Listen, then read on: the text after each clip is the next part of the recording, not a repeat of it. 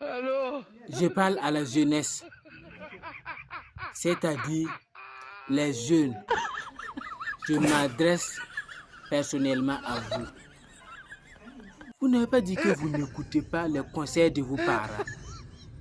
Quand les parents disent que vous devez vous marier avant de faire des enfants, là, vous ne comprenez pas. Il n'y a pas de souci.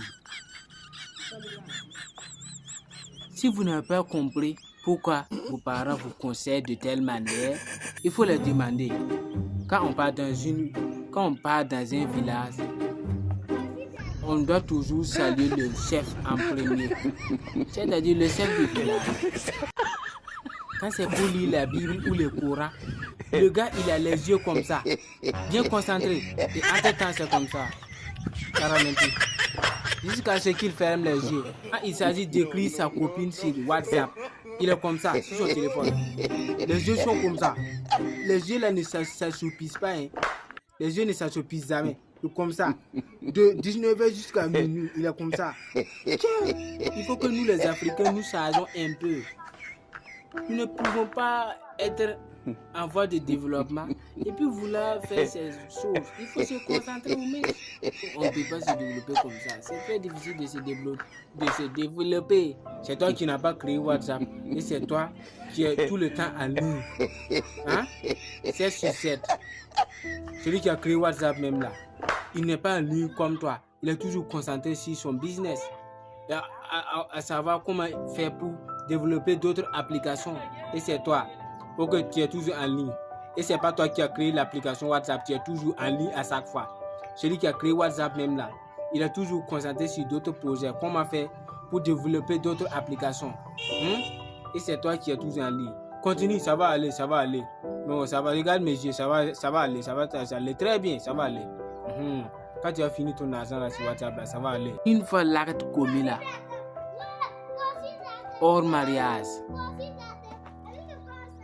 c'est-à-dire, toi, tu t'es marié avant le mariage, alors que ça devrait se faire après le mariage, dans les normes.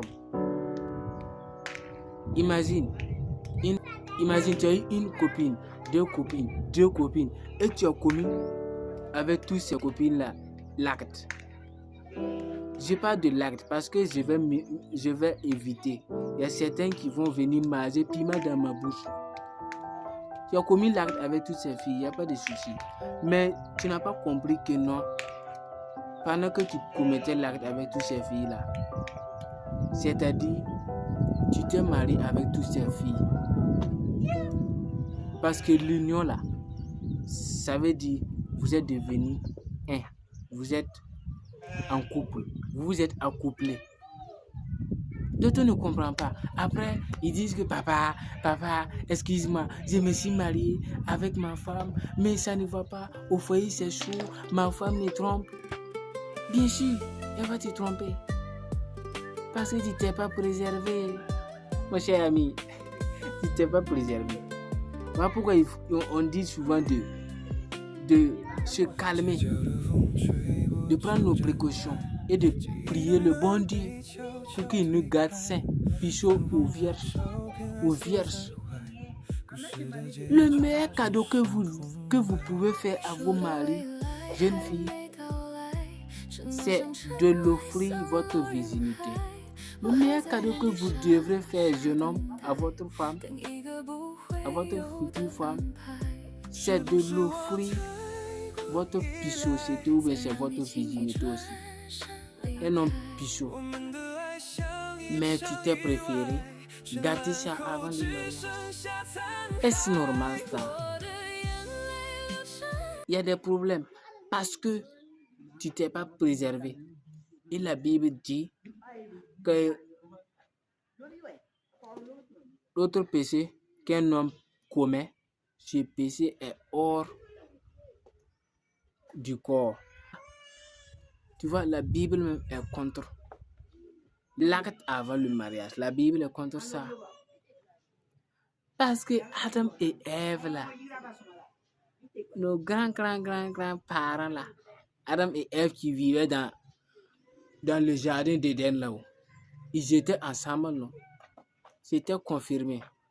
Il n'y avait pas de mairie là-bas, il n'y avait pas de monsieur de maire ou bien pasteur là-bas. Mais c'est Dieu même qui a confirmé que c'est sa femme. Je vais te trouver une aide, Adam. Je vais te trouver une aide. Parce que je vois que tu es seul. Femme, jeune homme, jeune fille, tu dois aider ton mari. Parce que tu es là pour l'aider. C'est toi son cote. Voilà.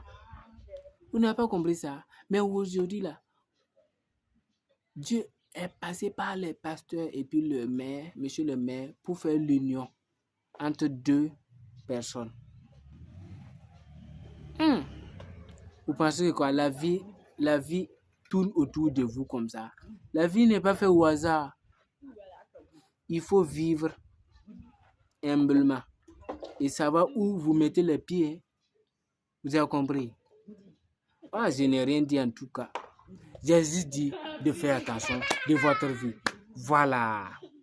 Ne pas vivre dans le désordre.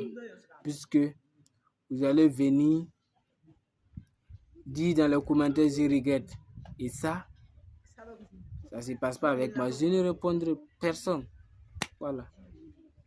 Je voulais passer, je ne suis pas un coach ou bien un évangéliste, mais je suis passé par là pour vous expliquer un peu quoi, pour profiter, vous expliquer un peu. Voilà.